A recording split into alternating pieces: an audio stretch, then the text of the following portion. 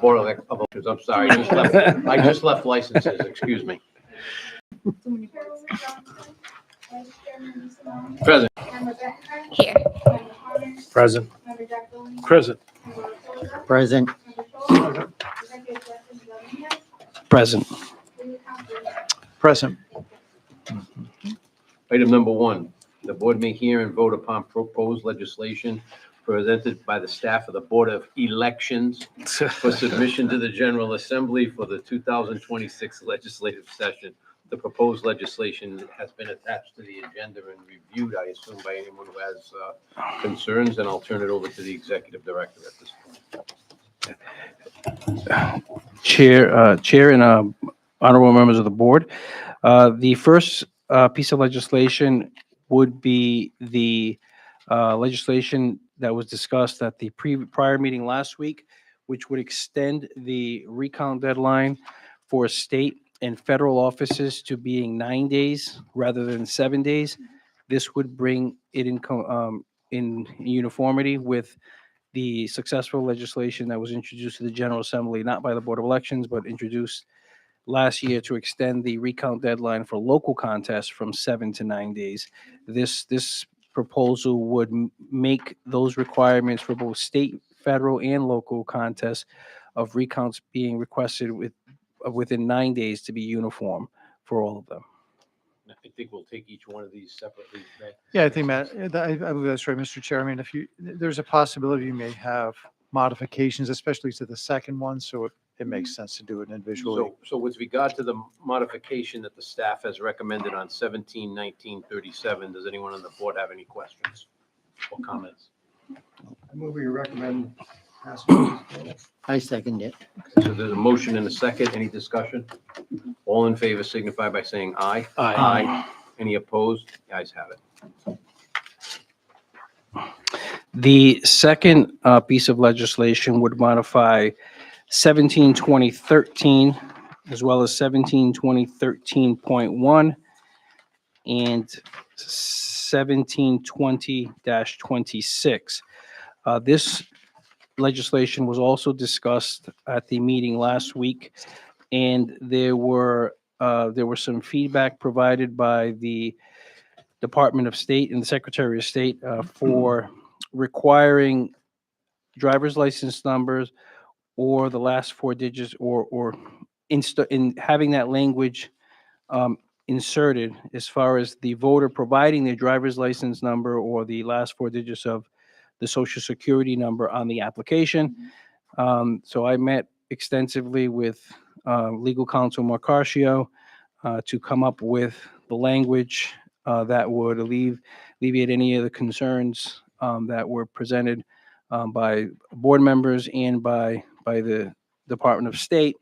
So you'll see that on 17-2013 on the first page, the language is there. In addition to the name, voting address, city or town, date of birth, phone number, Rhode Island driver's license number, state ID number, or last 4 of the social number is a field that has been inserted onto that application. That is for the regular mail ballot application. 17-2013.1 actually covers the emergency application, which is what is filled out within 20 days before Election Day. And in that application, the same exact language was added in for the Rhode Island driver's license, state ID number, or the last 4 digits of the voter's social security number.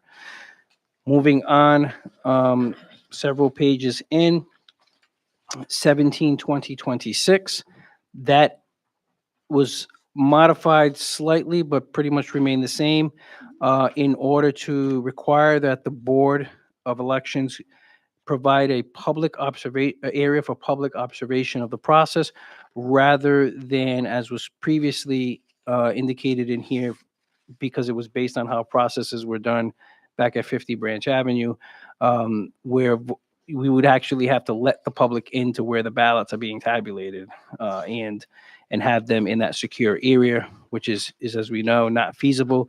We do provide already an observation area right behind me in the corridor here for the public to observe the process for the certification of mail ballots. as well as in our warehouse for the opening and counting of all mail ballots. We also have television monitors set up in our certification area where if voters or the public wants to be seated and see exactly every single signature that is being reviewed, they can do so on the public monitors as well. So that would align with the current practice and to ensure security. And then finally, on the second to last page in the blue there, you can see the language as it was added to give the board the ability to utilize that Rhode Island driver's license or state ID number or last four digits of the social security number as another method of verification and making the determination if the signatures contained on either the application or the envelope that we receive containing the mail ballot are valid. And Ray had a big part of drafting this legislation, which I think he did a great job on. He could answer any specific questions about how this language would better effectuate what the board is looking to do in the future with these ballots, with these mail ballot certifications. From my perspective, I'd like to thank legal counsel and the director for the work they put in on this on a very quick turnaround. So I know we had some questions. If any of the board members have questions or comments regarding the legislation, I'm sure Ray can answer.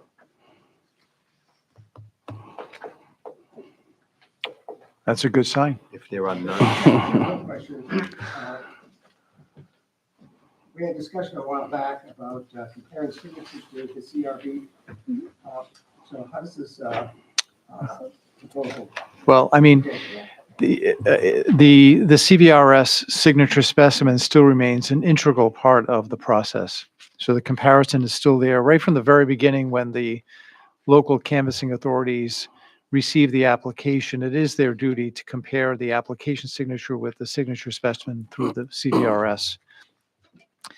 That remains in place up until the review by the pair of designees of the board when they're reviewing the signatures. And so long as there's no discrepancy between the signature of the CVRS and the application and the mail ballot certification, it still remains in place. It's only at the level when there is a discrepancy that can't be reconciled with the signature that is with the CVRS. The statute currently allows for the supervising pair, so not the initial pair, but when there's still a discrepancy, the supervising pair can now look at the mail ballot application signature with the certification signature, just one circle without using the signature from the CVRS. So we found that to be, I wouldn't say problematic, but not the ideal. And then the question was, what do we do? What else can we do? How can we get beyond that current language? Because it did mandate, it did say shall, that when the supervising pair review the signature of the application with the signature of the certification envelope, the signature shall be accepted and the ballot shall be processed. Even if there was a concern that the signature in the CVRS did not match what they were looking at from the application and the certification envelope. So the approach that we adopted was by introducing the personal identification information with the last four of the Social Security or with the driver's license. If when you couple that data, the supervising pair no longer have a concern, that their concern is allayed and satisfied, then there will be a mail ballot process that takes place with that application. If they still continue to have a concern, it may then get escalated up to the board for a final review. So we see that the signature specimen of the CVRS remains in play, but we are trying to address the fact that the General Assembly removed that at that point where the supervising pair found a discrepancy, but not with the application and the mail ballot certification. We wanted to just increase the level of data that the board staff can use. And we think this will accomplish that by allowing them to look at the last four digits of the security number or the driver's license. And bear in mind that we are contemplating regulations that will even add more notice to the voter. We already have a lot of notice to the voter. Once there's a discrepancy at the local level, at the initial application, as well as if this board had a concern with the signature, we do reach out to the voter as best we can, sometimes in very short time frame. But they will still have that notice, and we expect that a regulation would give them additional notice of the time when you meet to take that ultimate vote in the event that they want to be here or observe the results. And they would also get some notice of the results of that vote. My concern is about the security of the application and the mail ballot. So someone in the household has access to social security numbers, driver's license. One can just fill that out, sign it, send it in. The voter has nothing to do with it, doesn't even know what's happened. The mail ballot comes back, again, signed the same way as the application, send it out. And the voter is sort of oblivious to this whole thing. So how do you handle that situation when we have an idea that something's going on? We should have the right to go to the CV, Central Voter Registration System, to look at that original wet signature or whatever signatures on record. Yeah.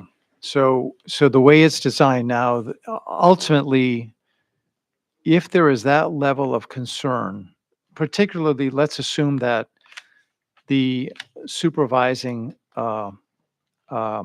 pair found 1, 2, 3, 4, 5, a number of signature discrepancies that may have involved one community, several communities, and had a concern with that. There's no longer a mandate that they accept the signatures when the application signature and the certification signature match. That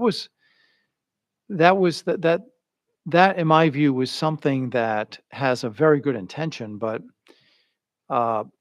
if you're mandated to do so, even though you have concerns, that I found that to be problematic. So we removed the mandatory language, and it now says may. Okay. So if the board ultimately thinks there may be some, concerted activity, it still has the authority to look into it and could still ultimately reject that signature. Those signatures, even if they match application to certification, if there's enough indicia of some wrongdoing, you no longer are compelled to accept it. You can actually, it says may accept as opposed to shall accept. Yeah, the mandatory acceptance of that signature really was to tie down this board. It should have the right to Arguably, look into the yeah. CDRS and in those circumstances. We had such a circumstance this past Yeah. year in a community in Blackstone Valley. So I- we know it occurs. We didn't have to address that issue because I still believe that a court can harmonize all of the provisions you have in your statutes that show the authority that this board has, the overriding authority it has with respect to any kind of a fraud or concern of that nature. But I'd rather not have to go to that argument. I'd rather just have the language changed so that it allows us to ultimately reject it if we have to. But in the vast majority of cases, I would think we would never get to that point. Well, I believe you addressed the concern. Yeah. Thank you. Any other questions or concerns, Commissioner? Mr. McCutcheon, where does it say may accept? Because I see may also consider, but. So I missed that. May is let's see, if you look at, we're now on the second page of 17, 20, 26, under subsection C2, that is the whole verification process. Mhm. May also. And in the underlined section, you'll see that, I'm trying to go back to the beginning of the sentence for you. Yeah, it says, Um, in the It's a long event, sentence. in the event one or both supervising Yeah. staff members. That's right. Sort of like halfway through. It's right with where the That's vote right. starts. It says So- underscores, my God, underscore, signature of the voter, ballot application, and may also consider. Now, it then goes on to say that if the pair of supervising board staff members find that the voter's signature is valid, so once you look at the introduction of the PII, if that pair is satisfied, there's no may. In my judgment, there's no need to have a may. If that pair is satisfied that the voter's signature is authentic, is valid, it shall be processed. So I keep it as shall. We were thinking of maybe having a may in that provision. There's no need because the supervising group has allayed their concerns based upon all of the data. There's no need to escalate that up to the full board. But if it does go to the full board, and then the board may consider and may vote to accept that ballot, but they don't have to. But I guess I still don't, at this point, the CVRS doesn't even enter into it, as Commissioner Scholes pointed out. It says we can use any other identifiers. It sort of leaves it. So that leaves it open. So you're feeling like that's enough to say, okay, if they do want to see the CVRS, they can at that point. Correct. Okay. I thought explicitly called. I just want to make But sure. I think if they were going back to the CVRS and maybe any other possible investigation, there's Mhm. something else going on. There's something afoot, Sure. at least that this board has reason to believe is of a concern, because everything else should be reconciled below this level, if possible. Makes sense. Thank you. Any other questions from commissioners, comments? If there are none, I would, Ray, I think I'm gonna take 17, 20, 13, and 13.1 together, because they seem like they're the same. That's fine, So, unless there's a need for some modification. Is there a motion to support the modification as presented for section 17, 20, 13, and 17, 20, 13.1? So moved. Second. There's a motion and a second. Any discussion? All in favor signify by saying aye. Aye. Any opposed? The ayes have it. Now, is there a similar motion with regard to 17, 20, 26? There's a motion and a second. Any discussion? All in favor signify by saying aye. Aye. Aye. Any opposed? The ayes have it. And that would complete, does that complete the staff's items or is there another? We have one more piece of legislation regarding campaign finance. Rick Thornton, the Director of Campaign Finance, will speak to this. This is just part of the staff's efforts to codify some of the regulatory changes we've made with campaign finance to make these fines more proportional. And we think this is a good step into making these fines in a way that they have a proportionality and don't extend to what they have in the past. So, Rick. Turn it over to Rick. Thank you. Good afternoon, members of the board. This proposal seeks to do the following to Rhode Island General Law 17-25-11.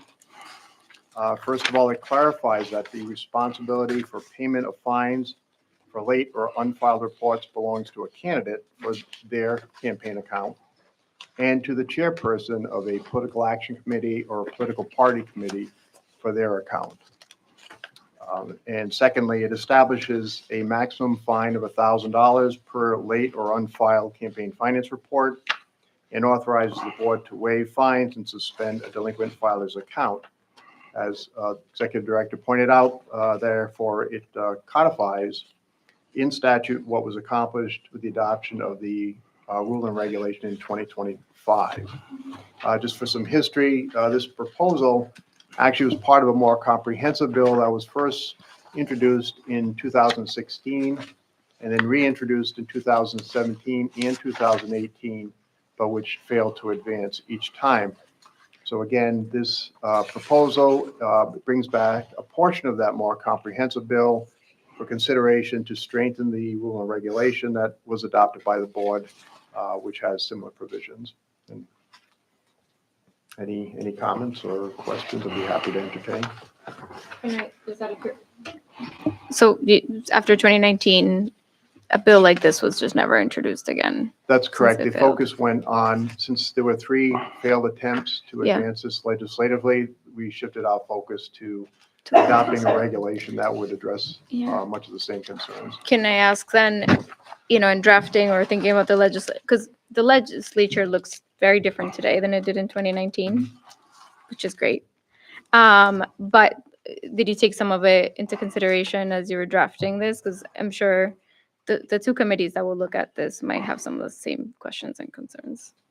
Well, again, I think having the regulation that Okay. is a fallback Yep. will help us. I think limiting this proposal to just this section of the statute, the more comprehensive bill dealt with certain items that weren't favorable, such as denying someone ability to run for office if they were late on fines and things like that, which obviously didn't have any traction. Mhm. So I think limiting this proposal to something that's already a regulation of the board would certainly Yeah.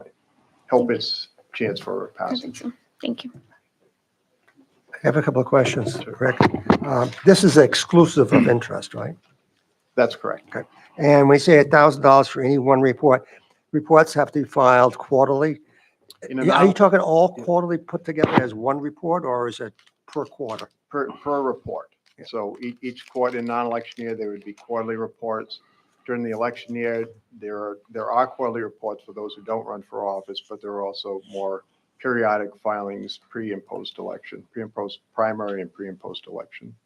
I know we've been looking at these fines for a long time, and your mind becomes numb after a while about the amount of fines. But what is the current state of the maximum fine of a report? Give us sort of a sense of Right that. now, there is no maximum, and that's why the regulation was adopted. There is a $25 fine that's assessed when a report's filed late or unfiled. And the candidate gets a notice of noncompliance. They receive the first one by first-class mail. By statute, there is one that's required to be sent by certified mail. We send that as the second notice, hoping the first letter generates some filings. If the report is still not filed in response to the certified letter, then there's a $2 per day fee that's added to the $25 and keeps accruing until a report is filed. Well, in a lot of the cases that have come before the board, the report has never been filed. So it keeps accruing at $2 per day. There are more reports that become due and owing because they never properly filed the final accounting and dissolved their account. So now there are multiple reports accruing at $2 per day. And that's when the fines just become to this disproportional level. I know we've looked into that. Yeah. We've been studying this issue a long time. Yes. When a fine reaches the $1,000 maximum, do you envision interest being applied to that $1,000 until paid? We haven't, I would say no. Again, it would cap at that, and I would anticipate those, if any fine gets to that level or a candidate gets into that situation, it would be a matter, again, that would come before the board, because the second part of this is that the board would have the authority to suspend the account. And again, as the regulation supports, likely would advance to the central collections unit to collect that debt. I know this has been a quest for you for a long time, so I congratulate you on all the work you've done on bringing these fines into some sort of, I fully normal anticipate range. there will be much less. I think once we get this universe satisfied, there are efforts in place that will prevent candidates to get to that level now. thank you. Any other questions, concerns, comments? I move that we support this bill. There's a motion to support the recommended changes for 172511. Is there a second? Second. There's a second. Motion and a second. Any discussion? All in favor signify by saying aye. Aye. Any opposed? The ayes have it.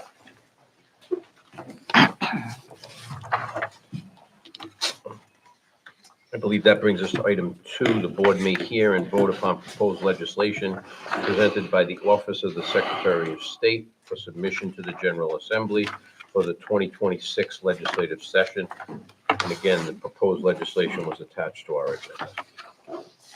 Mr. Chair, I can summarize the four bills really quickly. Obviously, the Secretary of State's office does have representatives here to answer any questions, but essentially the four bills which were discussed last week are the modification to the state constitution, which would remove the requirement of the 30-day, would allow the General Assembly to change the voter registration deadline from 30 days to whatever they choose in the future.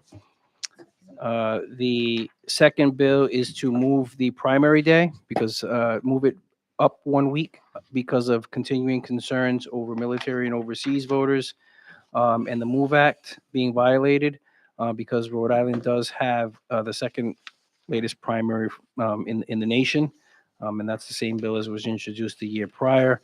The third bill is the extension of the using the electronic portal for UOCAVA and voters with disabilities to cast their ballot through a secure portal, which is approved by the Secretary of State's office. That was passed several years ago by the General Assembly, but a sunset provision was put in there for December 31st, 2025. So the statute has reverted to its previous state, which only allows military and overseas voters to submit their ballots to the Board of Elections either through facsimile or by electronic means.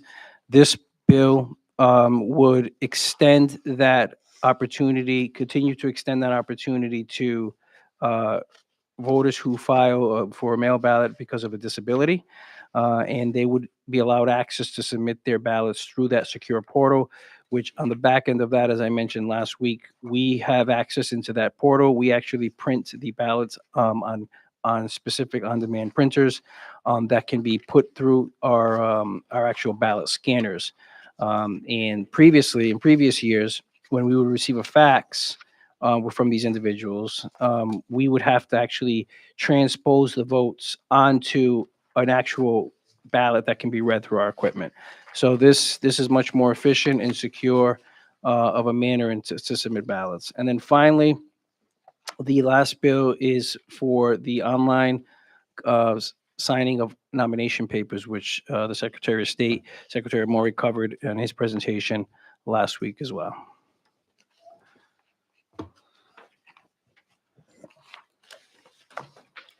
Okay. Hi, everyone. Sorry I'm late. Thank you, Vice Chair.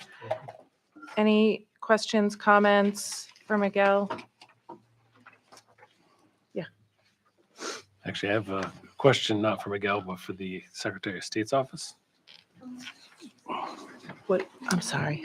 I'm all discomfort. Yes, the answer is yes. That's a thank you. Yes, it's true. I do. Okay.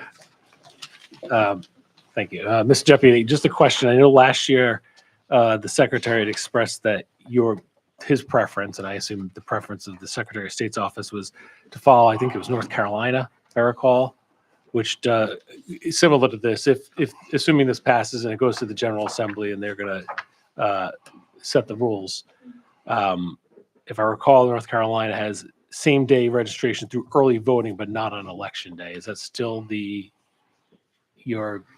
you know if that's still the Secretary's feeling that that's what he prefers? I think that I wouldn't say that's what he prefers. It's just an option for folks who are concerned about having it actually be on election day. I think the point the Secretary was making was that there are plenty of different options on how to do this. And so we just want to make sure that folks understand that this bill will not implement same-day voter registration. It simply is going to remove it from the Constitution and then let the General Assembly decide whether or not to change it. But if it were to get to that point, we certainly would support an effort to reduce the 30-day window as much as we possibly can. Same day would be great, but we also understand that realistically, it may not pass muster. So during early voting would be great. Even 10 days like Massachusetts has would be something we'd support. Thank you. I guess my comment, I'm personally not in favor of same day, but I could understand in the early voting period. But considering this is something that it's a constitutional amendment to put it in front of the voters, I'm happy to support it to let that happen. Okay. Thank you. Any other questions for the deputy? Thanks, Rob. Thank you. So we're going one by one. Okay. Hearing no other comments or questions, should we go piece by piece and take a vote on each of these pieces, right? Well, this isn't your legislation, and it is being presented as a package. Now, Okay. if the board thought they may have modifications to any particular one, then I would say yes. But if not, if the board had a consensus that they don't want to modify anything here and it's not your legislation, I would suggest that you do so as one package. Everyone okay with that? Okay. Move to support the secretary's package of legislation.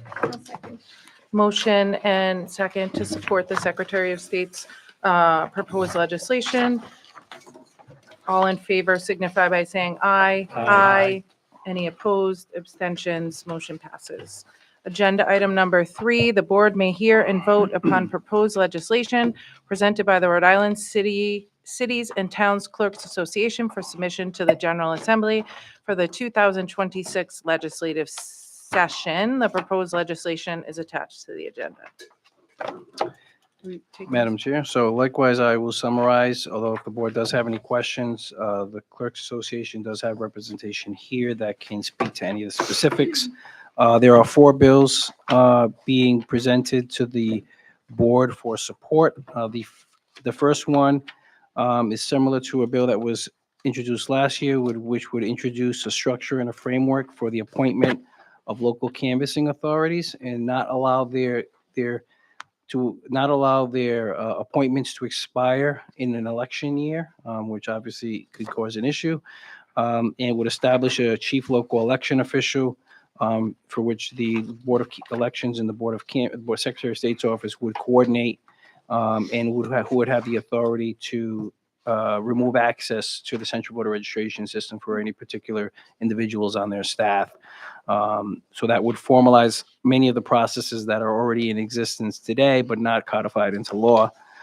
The second bill would modify a number of sections, which would essentially use the publication requirements to notify voters of early voting and shift the publication for voter registration to be an online notification through websites, through municipal websites, city and town websites, for example, and use that advertising to instead publicize early voting, the early voting period, at least twice before early voting does occur. So that's the majority of the changes with that bill. The next bill is to move the date of the primary. As you know, the primary falls on the day after Labor Day this year, which does tend to happen every couple of election cycles.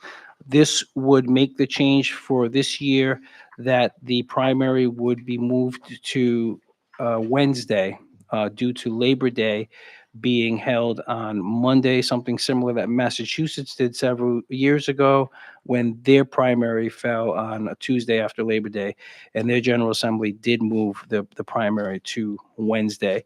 One of the unique natures of our uniform deadlines law is that early voting technically ends on the day before Election Day. So if Election Day is a Tuesday and Monday is a holiday, such as Labor Day, then early voting has to continue on to Election Day. So early voting actually happens, if early voting were to end on the Monday before Labor Day, then the towns would have to conduct early voting until 4 p.m. on Election Day. So not only would they be operating their normal polling places, but they would also be operating an early voting site on Election Day until 4 p.m. on Election Day, which it has been a hardship for some of the local boards to undertake. So that would move the primary. And the last bill is a similar bill to what the board has submitted many times in the past, and the Clerks Association has taken up the mantle the last few years to try to modify the write-in requirements so that the local boards are not forced to tally all of the various write-ins and all their interesting creations that are written in by people on Election Day, and only actually count write-ins that are for an actual write-in contest in which the winner will be determined by the write-ins is in essence what this bill does. And that concludes the 4 bills from the Clerks Association. Miguel, can I ask what because as you said, it's a very similar bill, the last one, to ours. Are there any significant differences at all between the two bills? We've worked with Nick Lima, the Clerks Association, over the years to tweak that. Our variations went from requiring an actual notice of intent, which some states require, like the state of Texas, require 3 weeks before that you notify that you're going to run for write-in. We actually put it on the Monday before election, that deadline, and then we moved it to the Friday before election. Mhm. It generally passes the House. It passed the House. It did not pass the Senate any of those times.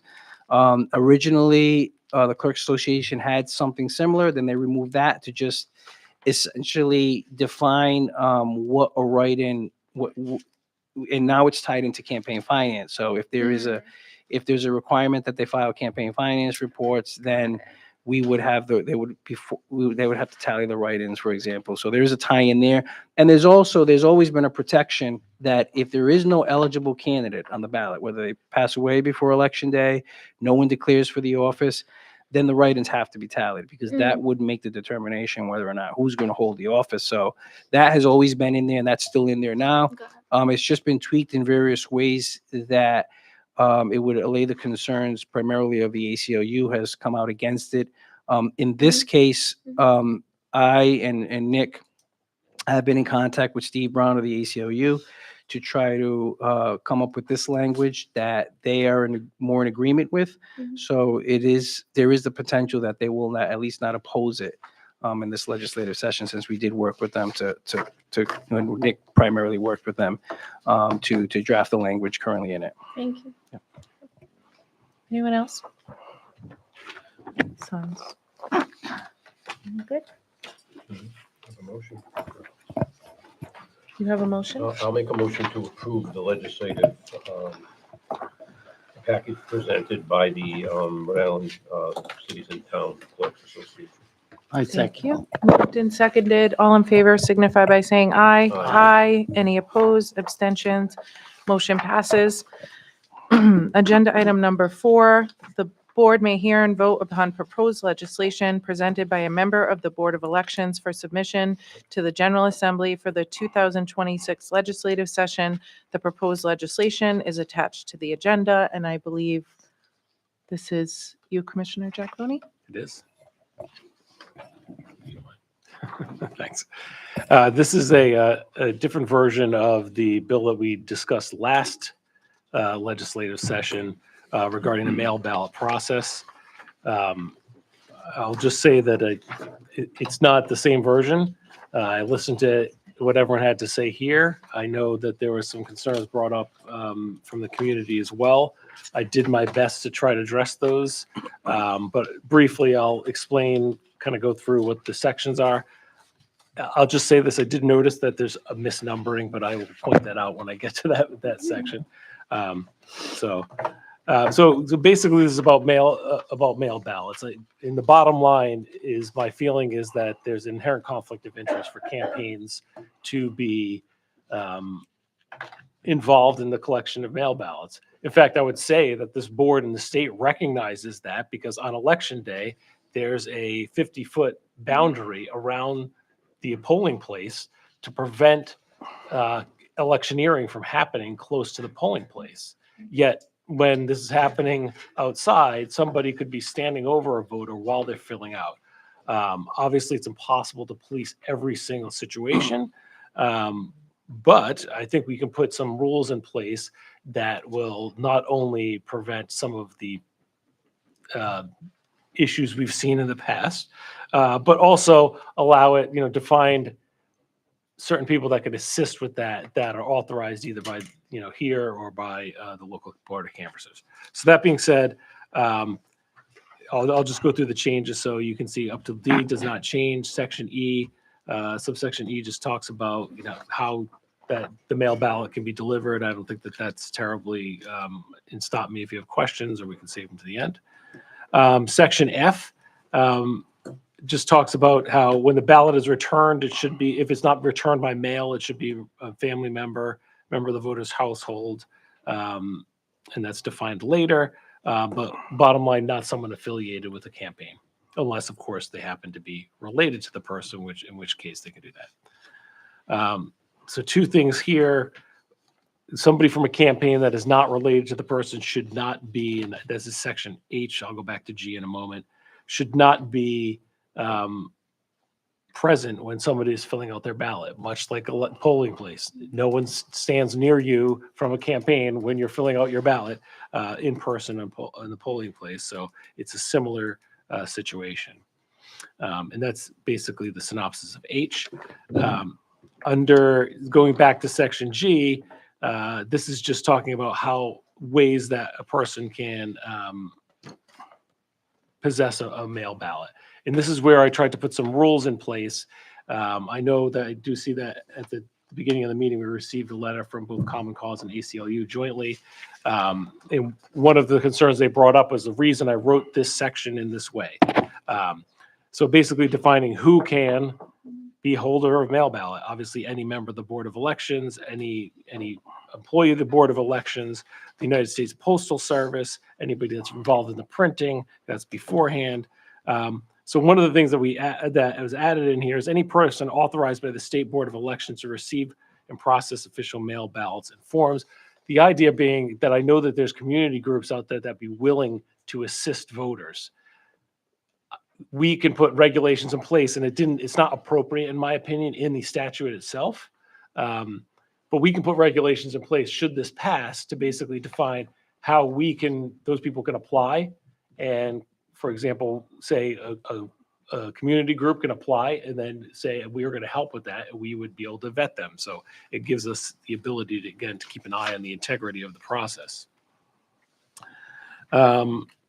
Section I, this is a nod to the days when I was in the Board of Canvassers. So there is an issue with sometimes a lot of ballots coming in at once. That's can be a logistical problem for the local boards of canvassers, although I suspect that it's unlikely that a family member will have 10 ballots from other family members. But this just is kind of a bulwark against that to make sure there's not last minute drop of a lot of mail ballots. Section J is where we define what a member of the immediately family is. I'll just note there in that section, this is one of the areas that's incorrect. This is for the purposes of this subsection. It should read for the purposes of this section. So should we decide to go forward with this, we would just want to make that change. Section K just defines what the mail ballot is. There's an actually in that there's an extra in that sentence, so cross that out. Then finally, the next section should be numbered L, then M, not K and L again, the next two sections.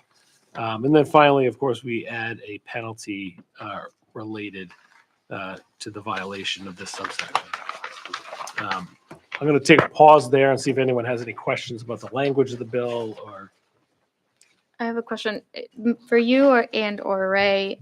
So because Serenity defined a lot of the individuals that may be able to have it, but we don't, and maybe I'm just thinking in sort of how detailed some of the legislation is. So the outline of no person affiliated with a candidate for office or a political campaign. Is there any piece of legislation that outlines what those words mean? Like, how do we, I guess, I say that because like a person affiliated. So are we legit, I'm thinking of having volunteered in a campaign in too many years, thank God. So like people who do the like phone banking, is it an employee? Like I'm trying to think of does that make sense? Like how, I don't know, is there like a standard? This is not for you, but I guess for like the legislators would have this, right? Do we want to have like a standard of how affiliated to a campaign? And is it a political campaign? Yes, it's a political campaign versus a candidate, right? Because there's, for example, when we have ballot, constitutional measures, like bonds, right? Like housing bonds are a huge thing. So technically those are campaigns. So these people can be doing the same thing. So I guess it's mostly, I was thinking of all the weird questions legislators ask. So That's a good question. I think obviously candidate's that's defined. Yep. but the affiliation, I don't believe is I don't know if that's a combi- thing we should think defined, but I about. believe last year we talked about political campaign is defined somewhere. Yeah, I in mean, the statute. I don't know what the board's I might be overthinking it. intention is with the legislation. It seems to me that really at first blush, this is a policy question as to whether you want to introduce legislation that would address the ballot harvesting issue. And if so, then if that was the intention, I think I could go through this, carefully to see if there are any areas that might need legal attention, but it seems more practical that for the board to express either an interest or not an interest in the legislation, so then I can do that. But so I don't have an answer to that, and I haven't. I mean, there are a number of things here that probably would catch my eye and do catch my eye and would require some attention. But I'm not sure. I mean, one thought is if it went to the legislative committee, so if the full board thought this is something they wanted to pursue and it gets referred out to the committee, there could then be a discussion with the committee members, lawyer, staff on how it could be adopted. But I think really the first question is whether or not you have the support for it, and then we could go from there. And Mr. Giacovone may not even want that approach. I'm not sure, because I'm just saying this kind of off the fly. Yeah, no, I would appreciate your review. My preference would for it to not go to legislative committee because none of this other legislation has gone to legislative committee. So I think it's more appropriate if the board is in favor of the general terms, as you point out, or the general idea of it, than to have you do a legal review and then just come back and bring it to. Yeah, if the full board supported the legislation, then by your next meeting, I would give you my own critique of some areas that I not a critique, but my own observations as to what I might want to modify in it. I certainly would welcome, even a draft of if you would. Yeah. If the board supports that, to have you go through and maybe modify some language and maybe clean up some of my numbering mistakes that I did in there. I, for one, would certainly support it. I think we need to do something about it. I mean, and again, I'd make a motion to indicate support of the policy behind this particular statutory change that Commissioner Giacavone's proposed, and to have Mr. Macaccio and our executive director take a look at it, and any problem areas that you see, maybe address them for the board at another meeting. But I certainly would make a motion to that effect. I would second it.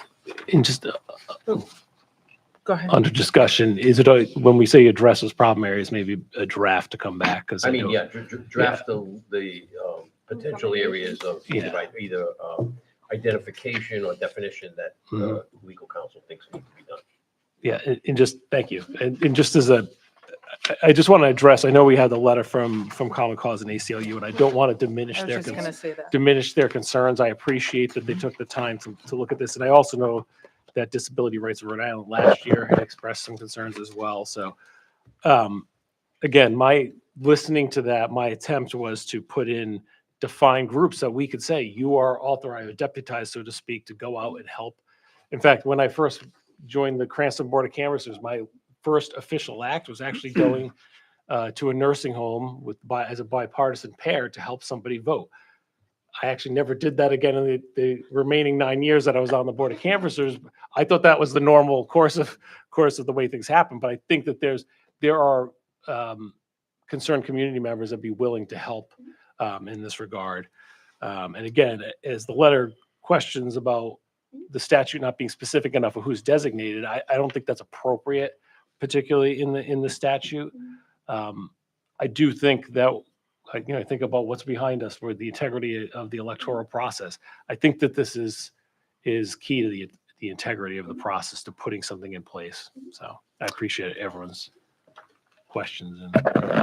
Thank you. And I know we have a motion on the table, but I do want to, I know everyone read the letter from Common Cause and ACLU, and I do want to give John here, having the opportunities there, if there's anything further you want to say after hearing the commissioner's assessment, and give the chance for dialogue, because if we do vote to bring it back, and maybe there's some things we could include that might Yeah. quell your concerns. Yeah, thank you very much, John Marion from Common Cause.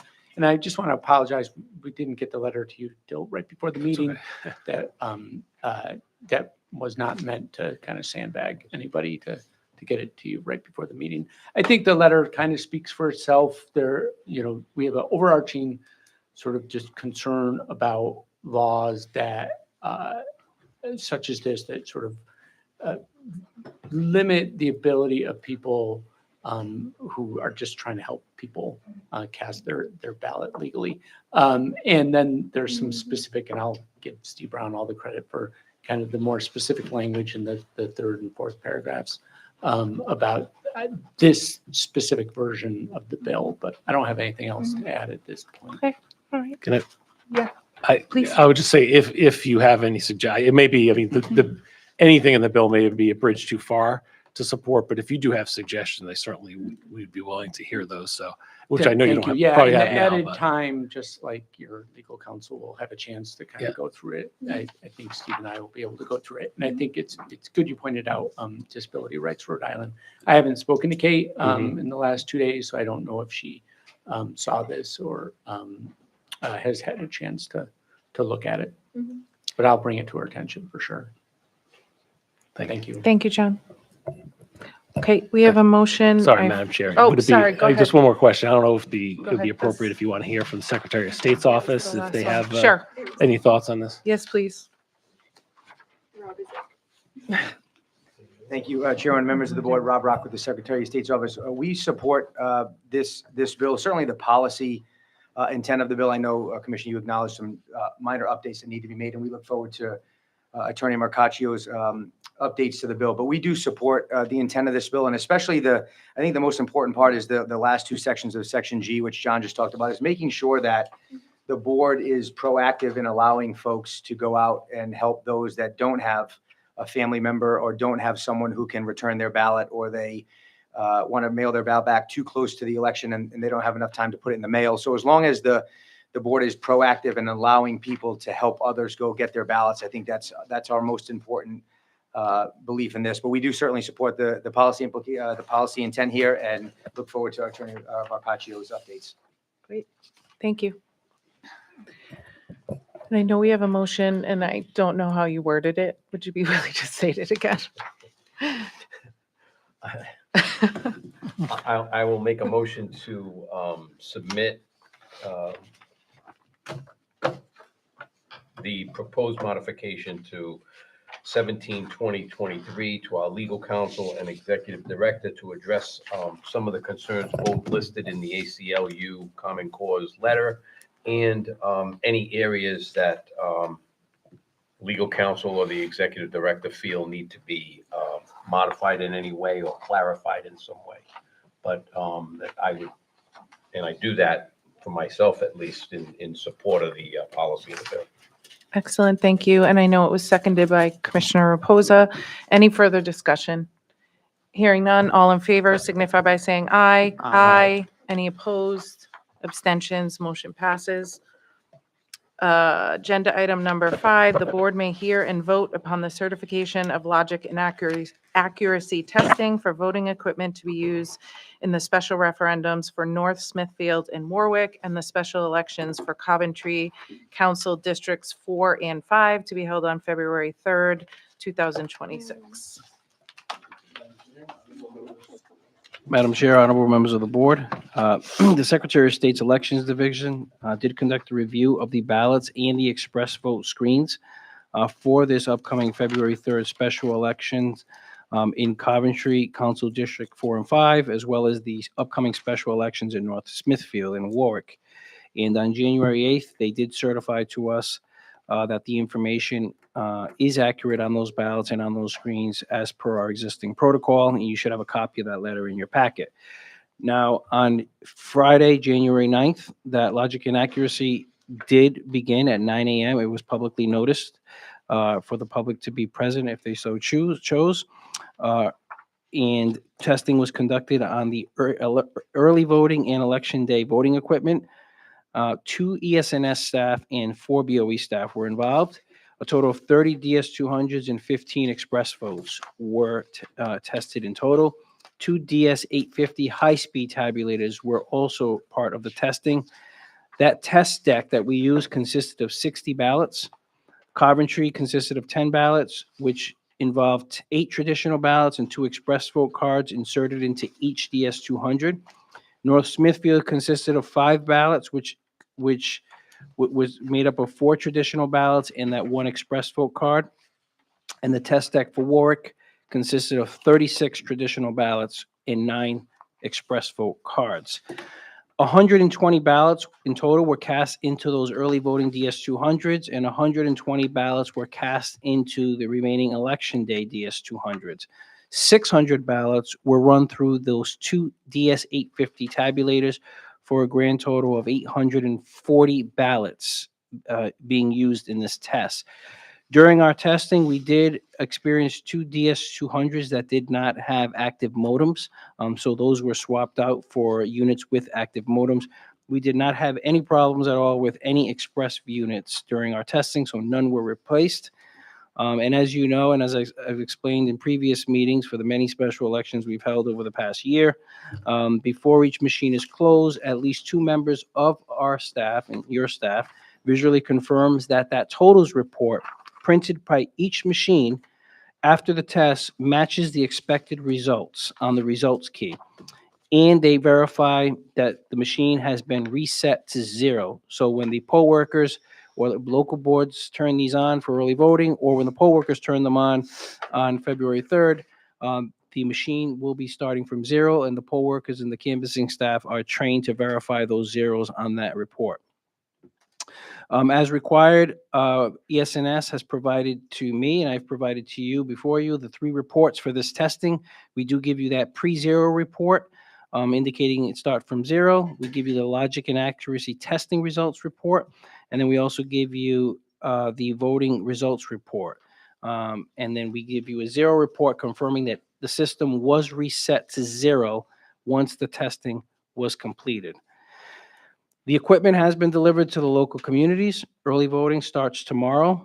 Equipment for the election day will actually be delivered the day before election day, so it will be stored securely in our warehouse until that point, and then we will retrieve that equipment the following morning. Now, as of this time, if the board has no questions, I ask that you do certify the voting equipment for use in the special elections for Coventry Council Districts 4 and 5, as well as the special referendums in North Smithfield and Warwick to be held on February 3rd. I'd be happy to answer any questions from the board. Hearing no questions, do we have a motion to certify the logic and accuracy testing for the special referendums for North Smithfield and Warwick and the special election for Coventry's councils districts 4 and 5? Second. Moved and seconded. All in favor signify by saying aye. Aye. Any opposed? Abstentions? Motion passes. Agenda item number 6, the board may hear and discuss a report from the staff on the results of the poll print ballot on demand pilot. Honorable members of the board, back on June 3rd, the board approved the request by your staff to pilot the ballot on demand solution offered by our current e-poll book vendor, Knowink.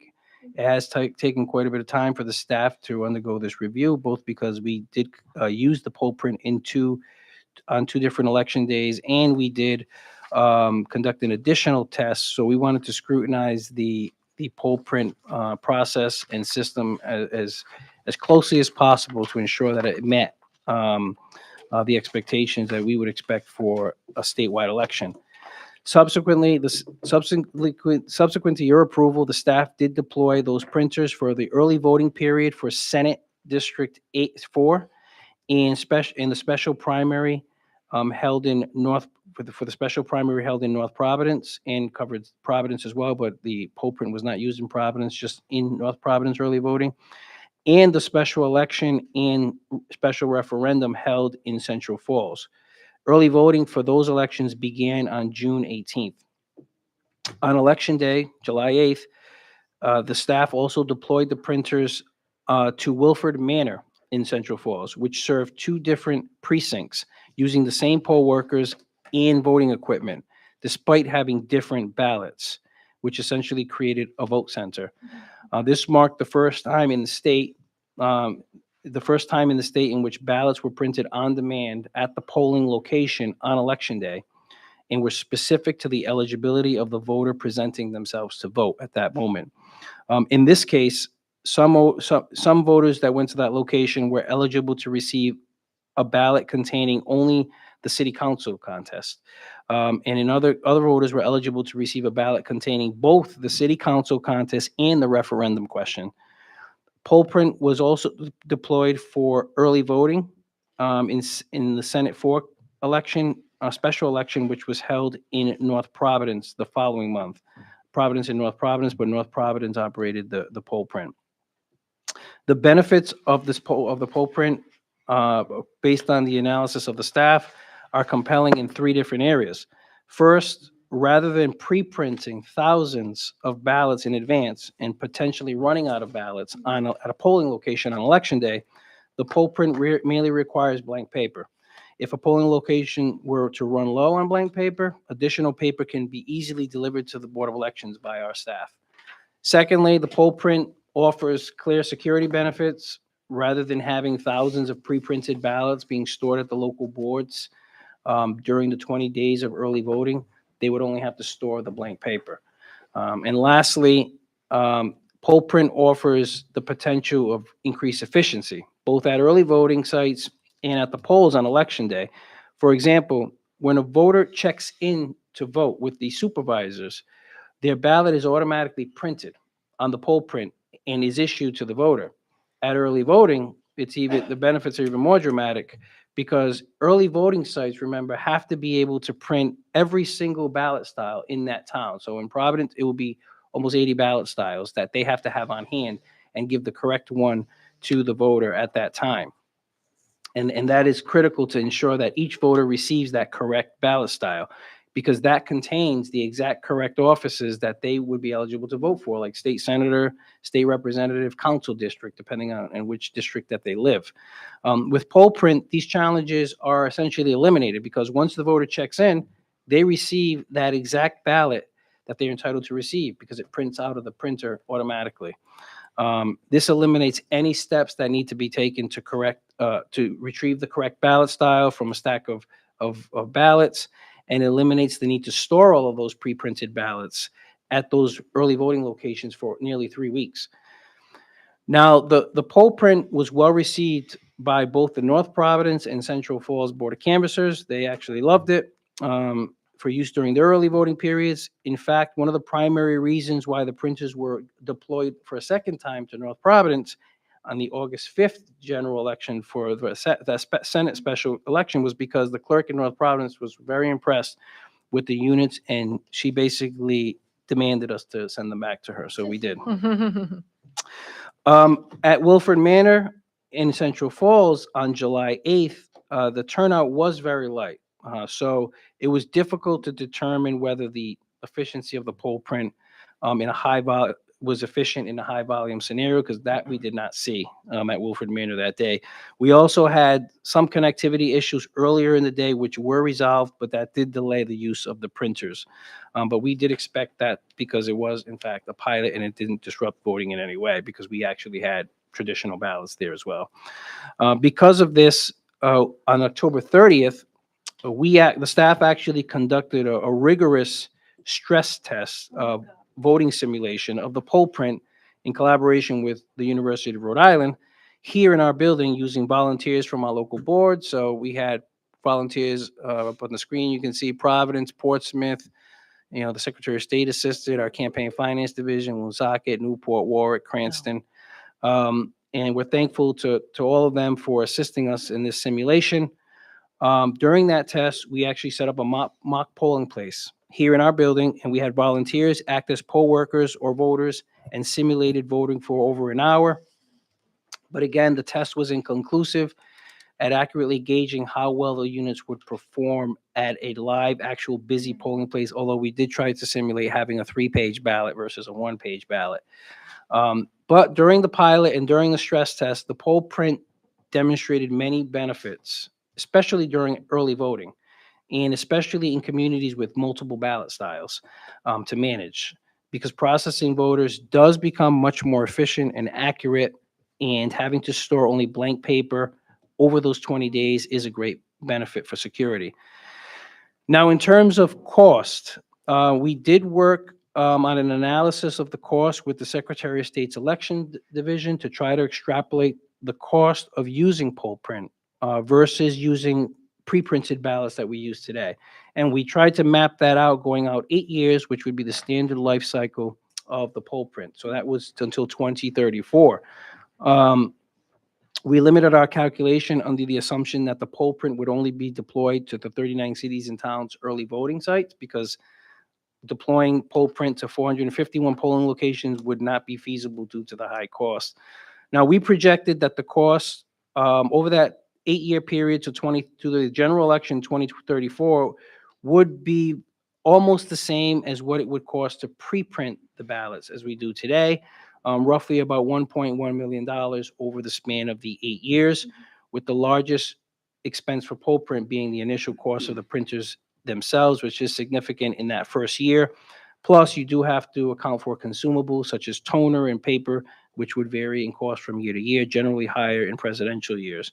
Now, despite these negligible cost savings, the poll print does still offer considerable benefits in efficiency and accuracy, particularly if it's deployed for early voting, especially to communities that do have to deal with many, many different ballot styles that they have to go hunt for every time a voter checks in. There are also clear security benefits when you're storing blank paper rather than live pre-printed ballots at these 20 sites. So in conclusion, the staff and the local boards were impressed by the technology. We do see some potential perhaps to deploy the poll print in limited scenarios, such as voting sites with early voting sites with many different ballot styles, or in special elections. Because we do have a very tight window between a primary and a general election, where essentially early voting starts almost at the end, a few days before the primary is all counted. So, and on the ballots, we do receive them from Fort Orange Press in upstate New York, is who the Secretary of State does utilize.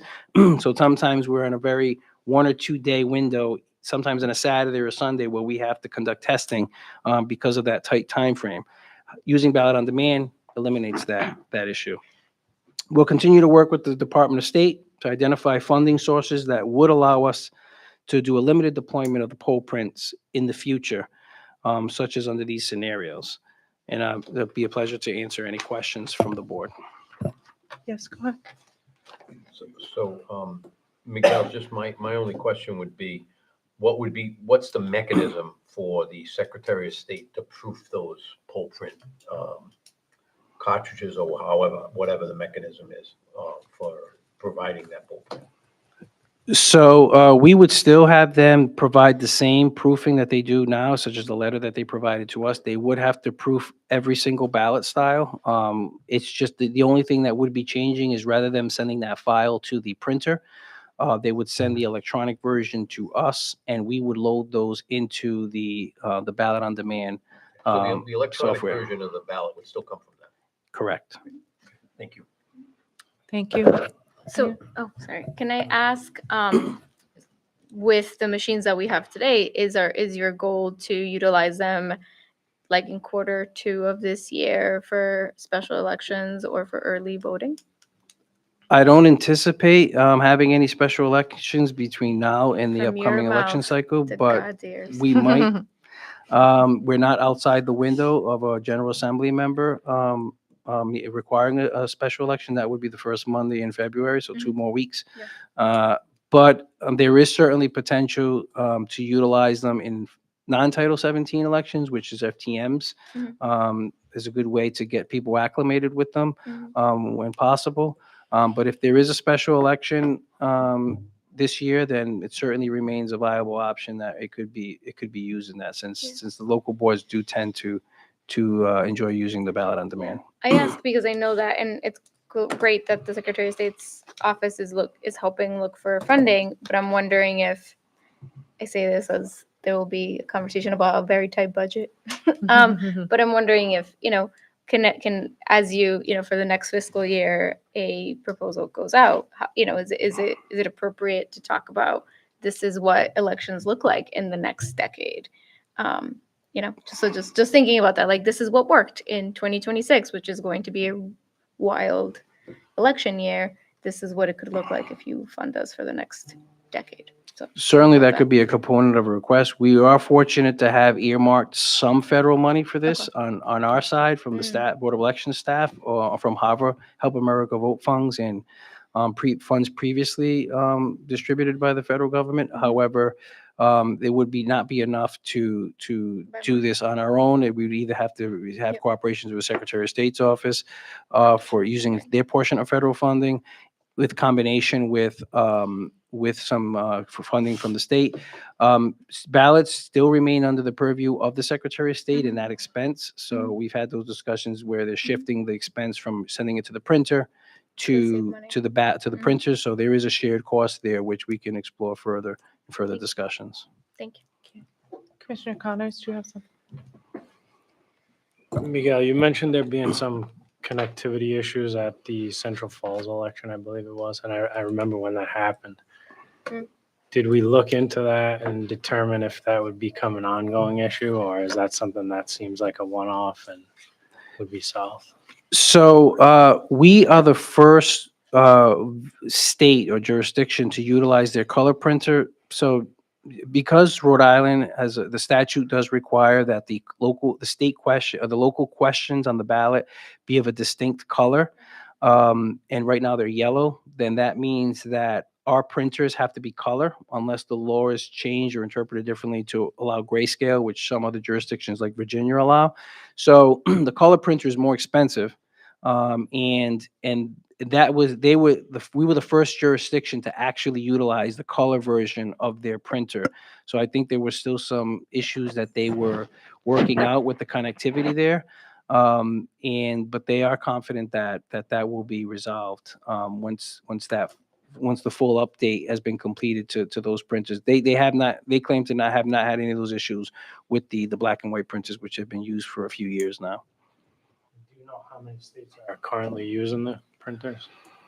I don't. I believe Washington D.C. is about to make a big purchase of Poll Print, and I would say, off the top of my head, I would say a dozen or less currently use them. Thank you. Yes. Miguel, I totally support this. This happened before I came onto the board, but this is definitely, in my opinion, the way to move forward because I know the dynamics of trying to get ballots to the 39 boards of canvases for early voting, all the different ballot styles, the interactions with the Secretary of State. That's a huge, huge piece of this early voting.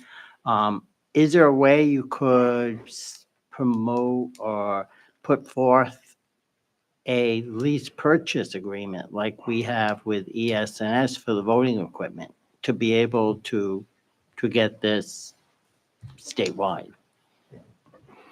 I think at some point that is something that's should be addressed. In a limited scope, we might have enough funding to purchase them outright, so a limited quantity. But if we were to purchase any more than a dozen, we would have to go into some sort of lease situation and purchase them at the end because the upfront cost would be too high to purchase them outright. So that definitely would remain a consideration if we roll out from beyond Providence, Cranston, Warwick, the larger communities, for example.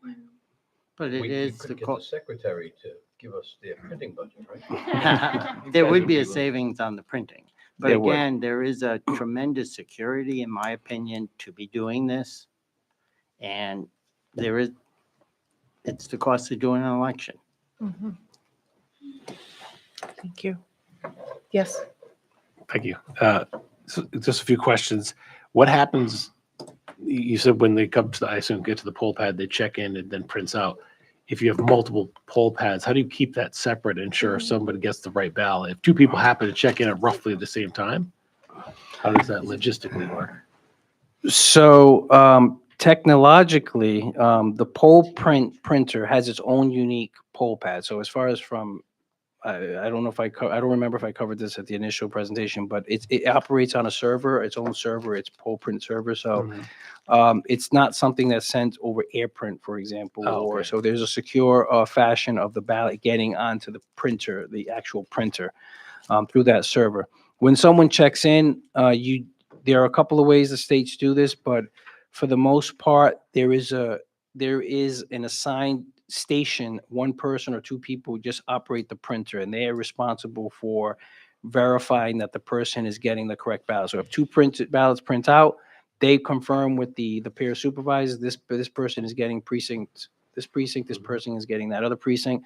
Sometimes other states go as far as to give the person a token or there is an actual printer that can be purchased along with this, which will print out a receipt that the voter has to walk over to another table to turn that receipt into the pair there that would give them the appropriate ballot, match it to the receipt, and then put the receipt on a spindle.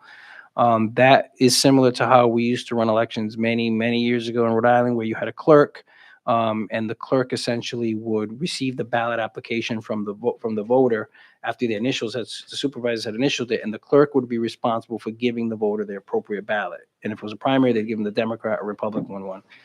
So that would, if we did do that, that would sort of be going back to that system, which is not a bad idea in many circumstances to ensure the right ballot gets to the right person.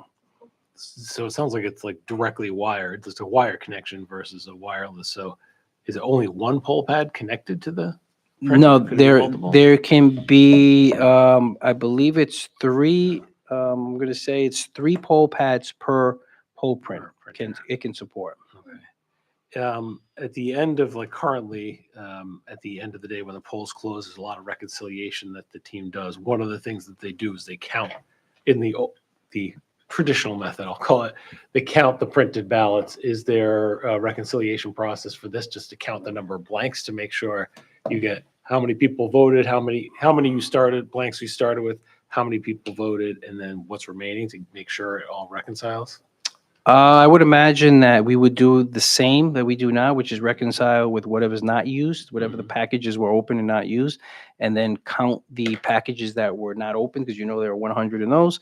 So it'd be the same, but you'd be doing it with blank paper. You'd count how many blank packages still exist that are still sealed.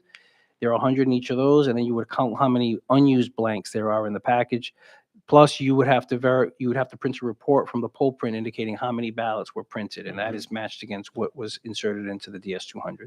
So we'd have to make some administrative changes to our rules to Yes, accommodate this. but very minor.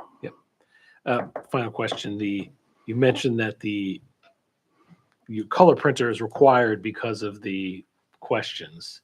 Correct. Is it possible if there's an election without the questions, we could just use a black and white printer to? That would, yes, it is, but we would have to have 2 different. We do need the color ones to conduct this statewide elections. So we would have to have 2 different units on hand, black and white and color. And so there is the other component. We do print in the primaries, a small color strip, yellow for Republican and blue for Democrat, to indicate which ballot. That could be addressed by just printing at the top, Republican, Democrat, if need be. But the biggest concern is the shading of the color of the local questions in a state election. That unless that is changed to grayscale, which we have had talks with the Secretary of State's office, the law does say it has to be of a distinct color. But whether gray is a color or not is an interpretation. Thank you. Thank you. Okay, I'll have a couple of questions. How many of these units do we have? Currently, we have 3 in the building. We still have the 3 units you use in the pilot. So what is the cost per unit? It's about roughly about $5,000 per unit. That includes the printer? That includes everything. Yes. That printer's like an HP printer, a LaserJet? It is I'm going to say it's a Lexmark color printer. And the paper that's used, is that a special paper? Or do you use just use common bond paper? It's I believe it's an 80-pound paper that is meets the specification of what the DS200 needs to read. It's essentially the same paper that the printer, the large printer uses. Yeah, but the DS paper printed, it's a heavy stock. It's a heavier stock, yes. Yeah, but this printer's going through this particular unit. Would you require a watermark on it so you know that is the ballot from the supervisor? There was some discussions 2 years ago about a watermark, and the Secretary of State, we were part of those discussions with ESNS. I believe only one jurisdiction uses something similar, and it was determined to be very expensive to print that type of paper with a watermark. There were other, there are other suggestions about, some like with cash has like some sort of indicator that it's, has a flex inside of it, you can see. But out of those meetings, it was maybe a half a dozen meetings, nothing came out that was cost effective. So this is a standard size paper. I'll take it. It's a standard size, but we no longer use 8.5 by 11. Or we all of our ballots are printed on 8.5 by 14 or 8.5 by or 11 by 17. And there's no problem feeding that through the DS200s. No, I mean, excuse me, the 8.5 by 14, 8.5 by 17, there is no issues feeding those in, but we don't want to use 8.5 by 11 because that's a standard letter size. So we avoid that. Thanks. You're welcome. Thank you. One other Yes, question. of course. The closest jurisdiction to us that uses, that employs this at this point, I know you said Washington DC. Is there anyone closer than Washington that? We have visited upstate New York and we have visited New Hampshire to see it in action at their polling locations on election Does day. New Hampshire do it statewide or is it? It's by municipality. They operate all by town to town.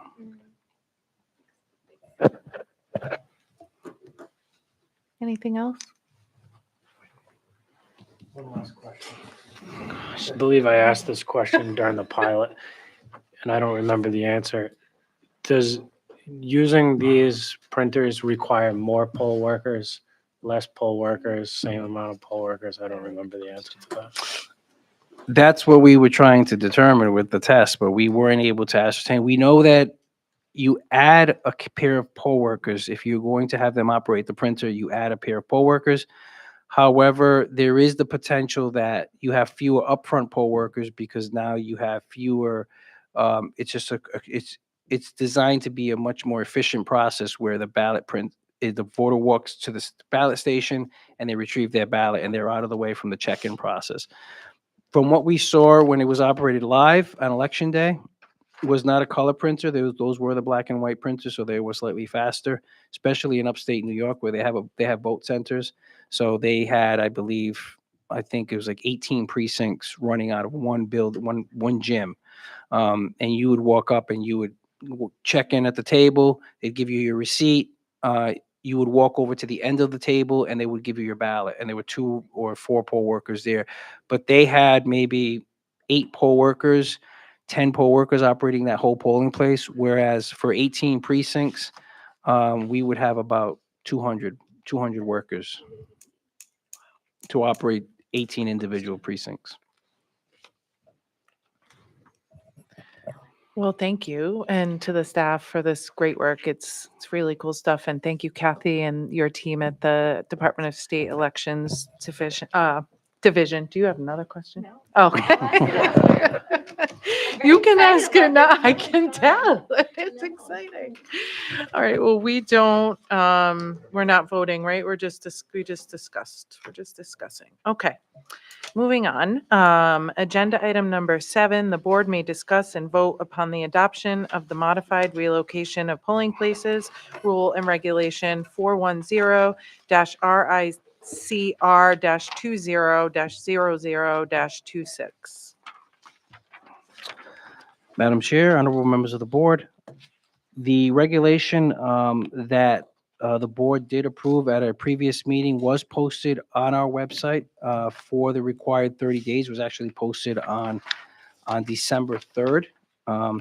In that time period, in that 30-day time period, we did not receive any comments back from the public. We had it on its own dedicated linked page with an email address for voters to submit any comments or feedback on. We did not have it on there. We are exempt from the APA, so we don't, there is the mechanism to put it on the Secretary of State's website is not there, so we have to put it on our own website in this instance, which we did. And we did not receive any comment or feedback from local boards or voters or the public during that 30-day period. Does anyone on the board have any questions for Miguel? Okay. Hearing none, do we have a motion to adopt the modified relocation of polling places rule and regulation 410-RICR-20-00-26? So moved. Moved, and I'll I'll consider that a second.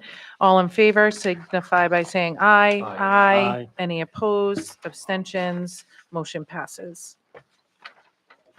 Agenda item number 8, the board may discuss and vote upon a proposal to return up to 50 out-of-service Oki ballot printers to elections system and software for credit or funds. And I know, Miguel, you provided us a letter that came from their SVP, but would love for you to add anything additional we should know. Certainly, getting back into printing, ballot printing. So it's going to seem a little ironic that I'm talking about selling ballot printers when we have poll print in the previous agenda, but I'd like to explain.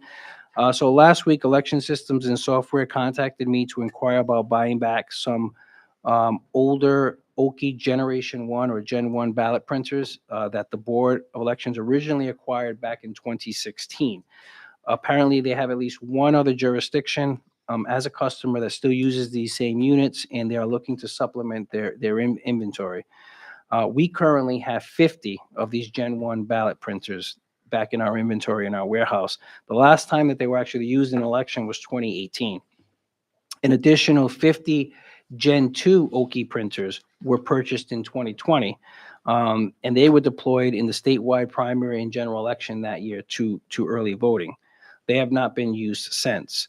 All of the units, the 50 original ones in 2016 and the 50 in 2020 were purchased using federal funds. They were actually purchased by the Secretary of State's office because at that time they had the purchasing authority for voting equipment, and they transferred that equipment to us once they were purchased. Although the printers were used in 6 statewide elections since 2016, at the early voting sites, they were not popular with the local boards because unlike the poll print, they were not directly linked to the poll pads. So that meant that they required the local boards to actually access each ballot and print it using a dedicated laptop that came with the system, which was slow, cumbersome. It wasn't ideal. The units also required extensive maintenance between election to election to ensure that the ballots were printed in high enough quality necessary for being read by the DS200. Those same issues don't exist with the new poll pad print as indicated by the vendor. There are no plans to utilize these Gen 1 printers again. ES&S has offered an initial buyback of 10 of the units at $150 per unit. Now, if they determine that the units are in good enough condition to refurbish, they will purchase the remaining 40 units at a yet to be determined rate. And then perhaps they will also may be interested in the Gen 2 units at a later date, which again have not been used in 5 years either. Now, the Board of Elections will be provided with a credit for any units that ES&S buys back, which is our preference because those credits can actually be used to obtain additional voting equipment like DS200s, DS300s, or even voting booths or express votes. And we've already been in contact with the State Department that handles state assets, and we are ready to initiate that formal process once the board, if the board approves the sale. As a courtesy, I also did reach out to the Secretary of State to talk to Rob Rock because they were the initial purchaser of this equipment, and although they remain in our inventory and under our custody now, however, he did not have any issue either with selling them back, and we both thought it's a good idea to to get something back so we could potentially acquire another voting machine or two with the credits. Thank you, Miguel. Miguel, when you say State Department, you mean DOA? DOA, they have an asset control department, and we have to give them all of the asset numbers that we're going to be selling essentially. Any questions? I just have one question. Miguel? Miguel, how much did they cost initially? The initial cost of the Ballotars was about it was a whole component. So it was a printer, a laptop, a case. So I would say roughly it was about $1,200 to $1,500 for that portion of it, and a total of like $3,000 when you include the laptop. So of all those components, how many of those components is the board going to keep? The laptops, they're unusable. The batteries have all exploded on them. We've gone through them. And Must be We from don't Tesla. need Tesla. Liability. so the ballots from the 2020, the laptops are still in good condition, so we are utilizing those for training. But I mean, essentially, that's why ESNS would like to only get 10 of these back, because they don't know the condition they are. We have picked through them over the years for spare parts too, so it's possible that we don't even have the 50 available. We might only have 35 of them because we have cannibalized them to some extent. So whatever we have, we'll sell whatever they're willing to take back. So we just got dead hardware taking up space. Correct. Yeah. Okay, thank you. Hearing no other questions, do we have a motion? Madam Chair, I'll make a motion to approve the proposal and return up to 50 out-of-service OKI ballot printers to election systems and software for credit or funds as determined by the executive director. I second that. Thank you, sir. Thank you both. Motion and second. All in favor signify by saying aye. Aye. Aye. Any opposed? Abstentions? Motion passes. Hearing no other business. Hearing no other business, do we have a motion to adjourn? So moved. Moved and seconded. All in favor signify by saying aye. Aye. No one's opposed. And our meeting is adjourned at 5:33 PM. See how fast I seconded that? Yeah, you're welcome, buddy.